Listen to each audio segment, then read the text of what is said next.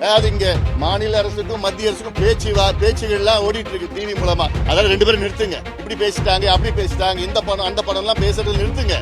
நீங்க டிவியில அரசியல் பேசிட்டு இருக்காதீங்க, ஒருத்தருக்கு பழி சொல்லிட்டு இருக்காதீங்க. ஏன்னா அவ்வளவு பெரிய பிரச்சனை நடந்திருக்கீங்க. 2-3 ஆண்டுகளுக்கு இவங்களுக்கு வாழ்வாதாரம் இருக்க போவது கிடையாது. அது மட்டும் இல்ல, இங்க அந்த எண்ணெயெல்லாம் சுத்திகரிக்கிறதுக்கு எடுக்கிறதுக்கு அதை சுத்தம் செய்யறதுக்கு எவ்வளவோ தொழில்நுட்ப டெக்னாலஜி இருக்கு. ஏதோ சும்மா நாங்க போட்ல போயிட்டு அங்க எண்ணெய் எடுத்தோம் இதை உறிஞ்சோம். என்னங்க யாரையா ஏமாத்து? பக்கெட்லயோ பேப்பர்லயோ அப்படியே அழுறாங்களா எண்ணெய்?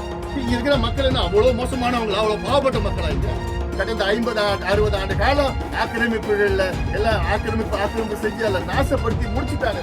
நாங்க தவறே செய்ய மாட்டோம், நாங்க எல்லாமே நேர்மையா நல்லா பண்ணிட்டு இருக்கிறோம்ல, அது யாரும் நம்ப மாட்டாங்க. தூத்துக்குடி போயிட்டு அன்னைக்கு மத்தியானம் என்னால சாப்பிட கூட முடியல. ஏன்னா எனக்கு மனசெல்லாம் அவ்வளவு எனக்கு வலிச்சது, அவ்வளவு மோசமா பாதிப்பு. அதனால நீன்னு சொல்றது அன்னைக்கு கூட சொன்ன இன்னைக்கு கூட சொல்ற ஊடக நண்பர்கள் மூலமாக உலகில் வாழ்கின்ற அத்துணை தமிழர்களுக்கு என்னுடைய அன்பான ஒரு வேண்டுகோள், தூத்துக்குடி மாவட்ட மக்களுக்கு உதவி செய்யுங்கள். மத்திய அரசு இன்னைக்கு கூட நம்ம ஒரு நிதி அமைச்சர் அங்க வரதா சொல்லிட்டு இருக்கிறாங்க. அதாவது இங்க மாநில அரசுக்கும் மத்திய அரசுக்கும் பேச்சுகள்லாம் ஓடிட்டு இருக்கு டிவி மூலமா. அதாவது ரெண்டு பேரும் நிறுத்துங்க, இப்படி பேசிட்டாங்க அப்படி பேசிட்டாங்க, இந்த படம் அந்த படம் எல்லாம் பேசுறது நிறுத்துங்க. ரெண்டு பேரும் சேர்ந்து பண்ணுங்க. பாதிப்பு மக்களுக்கு. நீங்க டிவியில அரசியல் பேசிட்டு இருக்காதீங்க, ஒருத்தருக்கு பழி சொல்லிட்டு இருக்காதீங்க. மக்களுக்கு பாருங்க, இங்க எண்ணூருக்கு வாங்க, மத்திய அரசு சார்பில் யாராவது எண்ணூருக்கு வாங்க, முதலமைச்சர் எண்ணூருக்கு வந்து பாருங்க, இங்க இருக்கிற பாதிப்புல பாருங்க, பார்த்து அது நடவடிக்கை எடுங்க.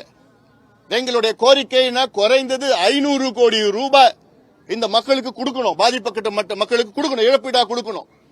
ஏன்னா 2-3 ஆண்டுகளுக்கு இவங்களுக்கு வாழ்வாதாரம் இருக்க போவது கிடையாது.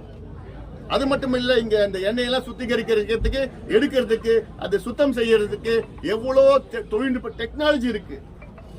ஏதோ சும்மா நாங்க போட்ல போயிட்டு அங்க எண்ணெய் எடுத்தோம் இதை உறிஞ்சோம். என்னங்க யாரையா ஏமாத்திருக்கீங்க?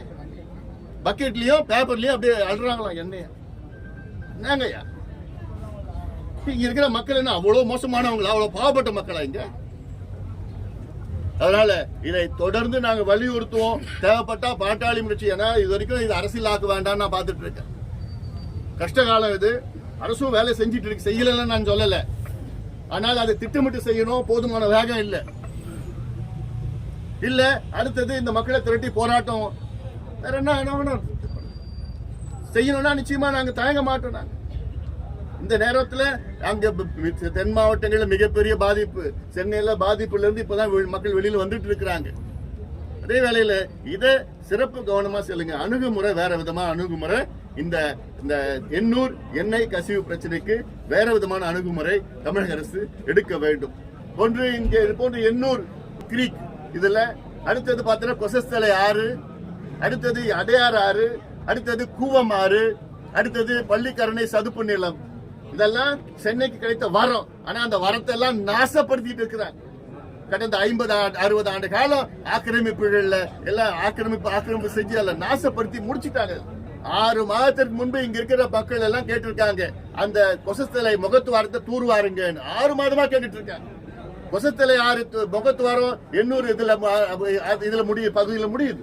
அது நேரம் நீங்க தூர்ந்து போயிருந்து அந்த தூர்வாரிந்தீங்கன்னா இன்னைக்கு தண்ணி வந்து உள்ள ஊருக்குள்ள வந்திருக்காது. அதனாலதான் இப்போ தண்ணி வந்து வெள்ளம் வந்து மறுபடியும் வந்து இங்க ஊருக்குள்ள வந்து அதுல பாத்தீங்கன்னா இங்க இந்த எண்ணெய் கசிவு, எண்ணெய் கழிவு கசிவு, ரசாயன கழிவு கசிவு எல்லாம் நடந்து ஏதோ ஒரு ரொம்ப மோசமான ஒரு சுற்றுச்சூழல் மாசு அடைந்து இருக்கிறது, சுற்றுச்சூழல் கேடு இங்கு நடந்திருக்கிறது. முதலமைச்சர் அவர்கள் இங்கே வர வேண்டும், இங்க பார்க்க வேண்டும். இந்த பகுதிக்கு தனியாக அணுகுமுறை, separate approach for Ennore oil spill.